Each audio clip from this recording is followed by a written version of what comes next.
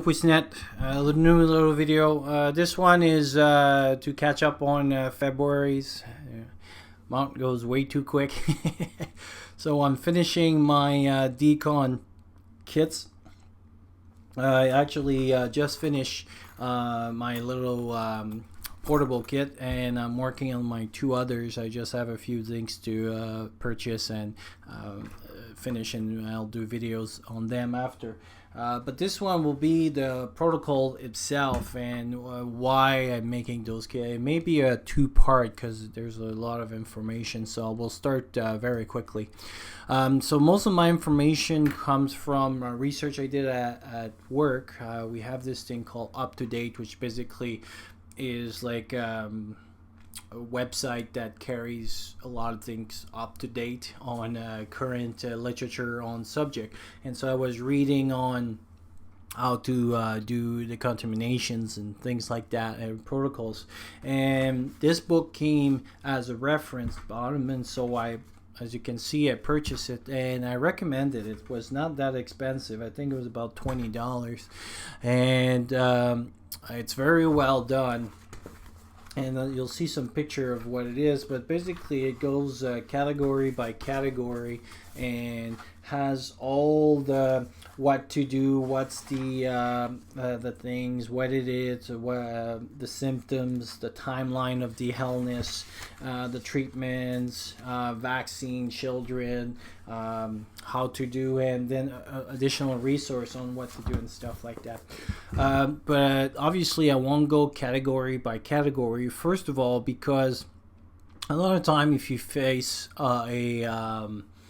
for example, you won't know if it's, there's a lot of chance that you won't know whatever agent that you're going to be faced, if it's going to be anthrax or if it's going to be another chemicals. And so when it comes down to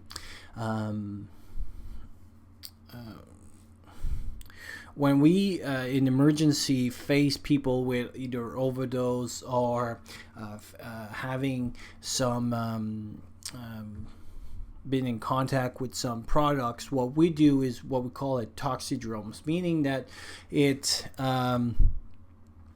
they have certain have a certain presentation that puts them in a category. So for example, if you take a stimulant, so that you take cocaine or amphetamines or something like this, you will have the same kind of same kind of presentation. Doesn't really matter to me if you take cocaine or amphetamine. What it matters to me is what kind of presentation you have, because we treat the symptoms. We don't really treat what you took.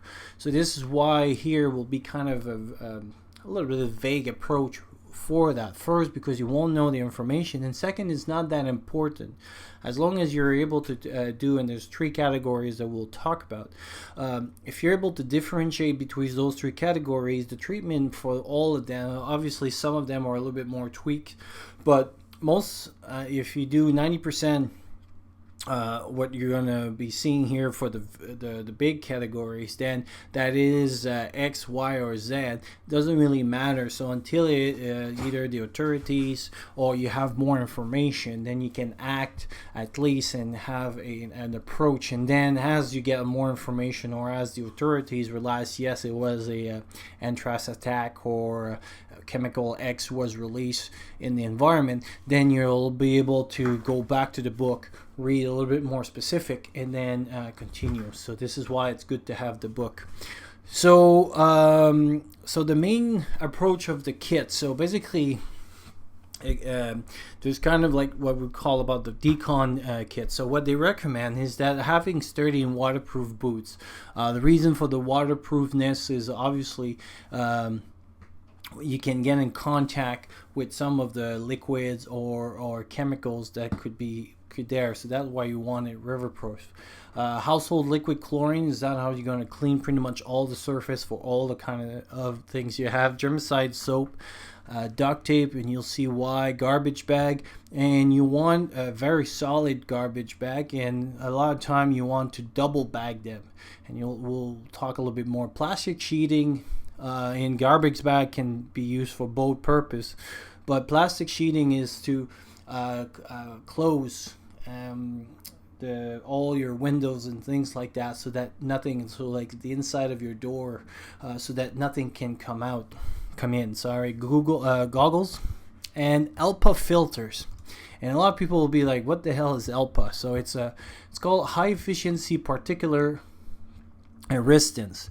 And as you can see here, this was out of a commercial from like those vacuum like you have in your garage, but this one and it was bought at Home Depot, so they can be found at Canadian Tire, Home Depot, or Hardwares, but you can see here the use of the VF600 or 6000, sorry, that is HEPA material. And it's literally like fine powder, pollen allergens, molds and stuff. So this is why they recommend the HEPA material, is that it has a bigger filtration. And so what they recommend is have one in the vacuum. So have a vacuum that has those filter. And second, have also for the filtration of your building. So for example, here I live in a apartment complex.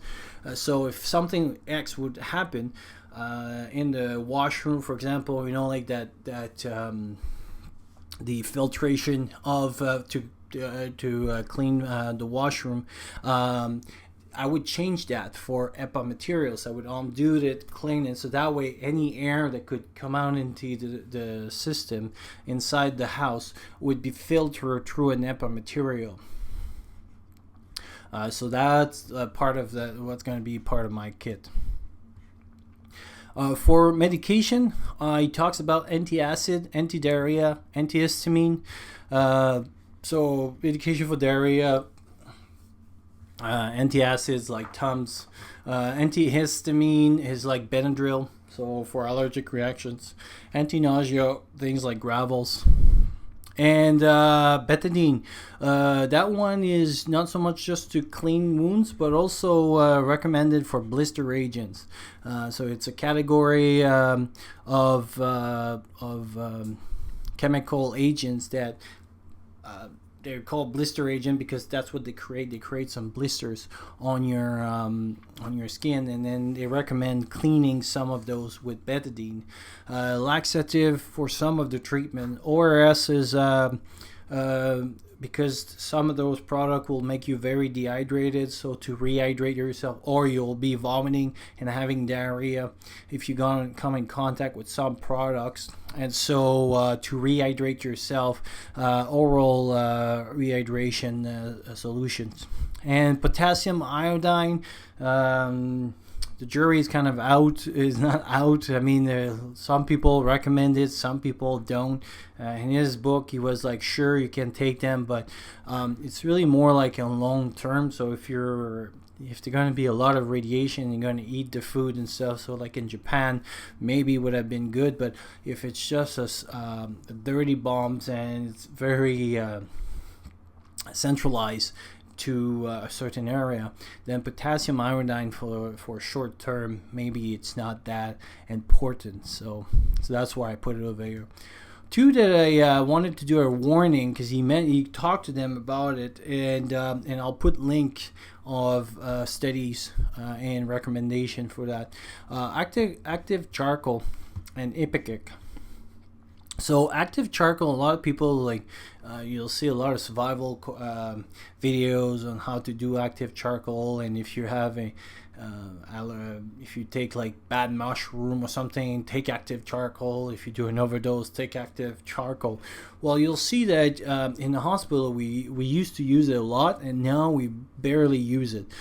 Studies have shown that it's for the risk benefits, because one of the bad part with this is either you can make the stomach kind of very congested, and it's because it's charcoal, and it kind of will cement in the stomach, and so people can have complication with that. Or if they're very drowsy and stuff, they can vomit that stuff, and if it gets to your lung, then it's even worse. And so for the risk benefits of it, very not a lot of use. Ipecac used to be big as well, and now it's like very it's not recommended, pretty much no use at all, or very specific use, and again under doctors and stuff. So personally, I wouldn't have them in my kits. I wouldn't carry them, and again, I'll leave you to research so that you can make your own decisions. But personally, I do not carry those into my kits because the risk benefits of it is pretty much useless. So when we talk about chemicals, and we'll see like there's different ones, but there's kind of 4 ways that things can come in. So by skin absorption, so that means that just even like, for example, if you're sweating and stuff, and your pore of your skin is kind of open, so it can come in that way depending on the size of the particles, but also by your eyes. The other one is obviously by breathing it. So if it's a gas and you inhalate, or if it's a mist or a very small dust, then it can get into your lungs that way. Swallowing or indigestion, so basically if it gets to your mouth and get to your GI tract, and then from that it can also get in. Or just direct penetration, meaning that if you have like a cut, or you broke the skin, and so the protection of your skin is not there, then the chemicals or the product can go in. The direct penetration is bigger particles will come in, and versus like if you get into inhalating vapors or mist, it has to be way smaller. Swallowing and ingestion, direct penetration will most likely be the big ones, but that's why we have like the eyes, and because a lot of time when I see decon or people talking about their mask, all they have is mask, so they always talk about the air around them, but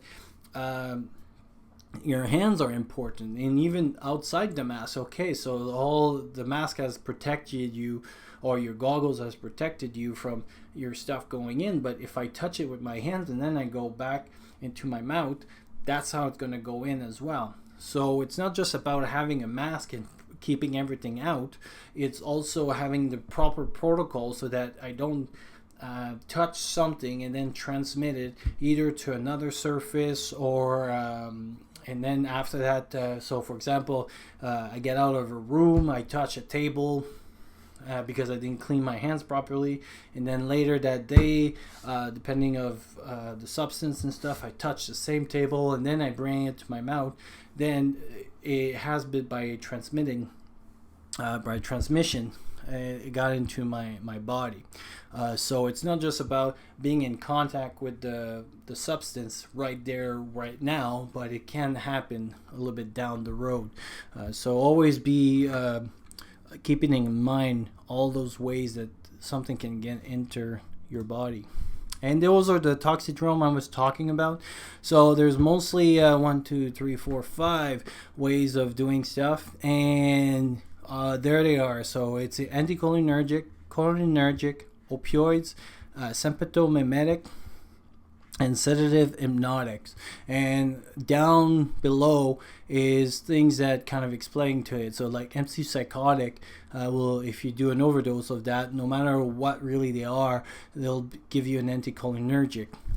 For example, that I do an overdose on morphine or heroin or hydromorphone, I'll have the opioid syndrome, so which is called a toxidrome. So it makes making toxic, and drome like syndrome, meaning that it's a whole bunch of symptoms. So if you recognize those things, that means there are only 5 symptoms that you know, and if you know how to treat them, then you're able to treat them. So if I know the treatment. So we're gonna do a part 2, because I feel like this video is starting to get longer a little bit and stuff, and so we'll stop here, and then part 2 I'll be talking about the how to recognize in the 3 different categories. So we'll talk to you soon.